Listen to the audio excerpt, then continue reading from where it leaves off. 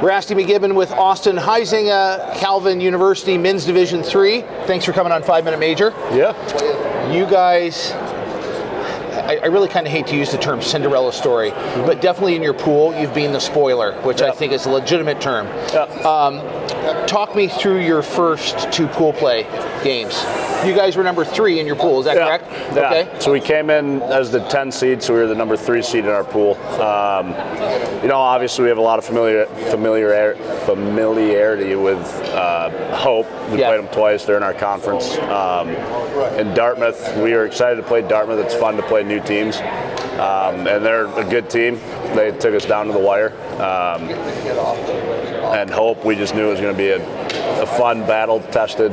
We're both battle-tested. And, just knew they were going to be 2 tough games to start the pool play. And we kind of enjoy having that underdog mentality type of thing and take people, kind of surprise people, I guess.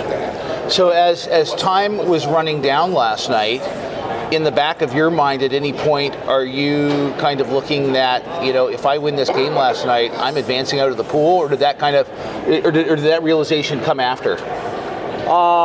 We had kind of talked about it and thought of it a little bit before the game, but we just kind of wanted our focus to be on that game, and we want to come out of here 5-0. We don't want to take any game for granted. We don't want to take our foot off the gas, so to speak. And we're going to play a really good Sacred Heart team here this morning.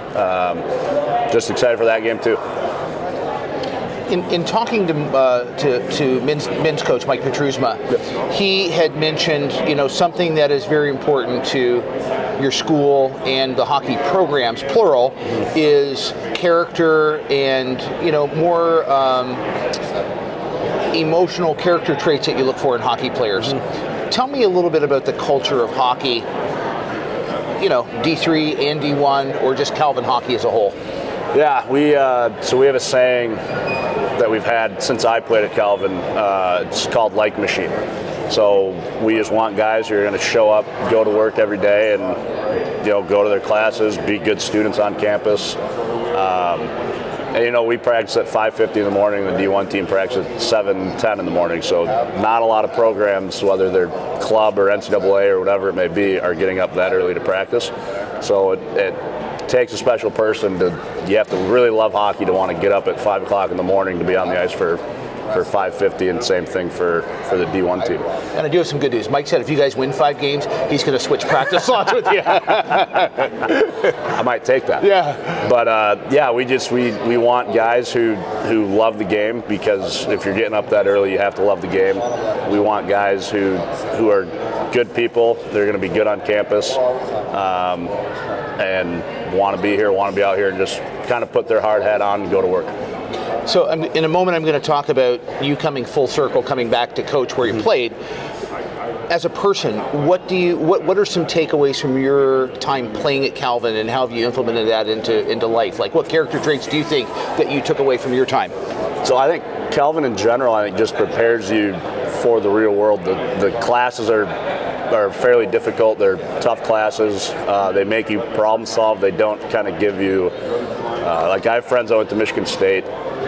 Not anything against Michigan State, but their first week of classes, they called it like silly week, syllabus week, and they didn't get any homework. And we get homework the first day of class, you're jumping in, you're going to work right away.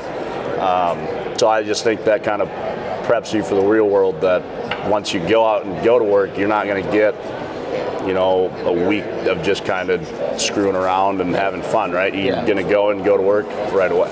Yeah. As a former product of the Calvin hockey system, okay, how special is it to be back now as a coach, as a former player? That's really exciting. My freshman year, we lost to Aquinas in the national championship game, so I kind of have a chip on my shoulder. I didn't get that championship that I wanted, and then we moved up to D1, and I was on that team, and we finally qualified my senior year, which was COVID year. So I didn't get to experience a national tournament again until last year when we qualified. And there's nothing more fun than this, right? Your main goal here is just focusing on hockey, and I love that. So I have a chip on my shoulder. I know our guys have a chip on our shoulder. Yeah, we're just excited to be here.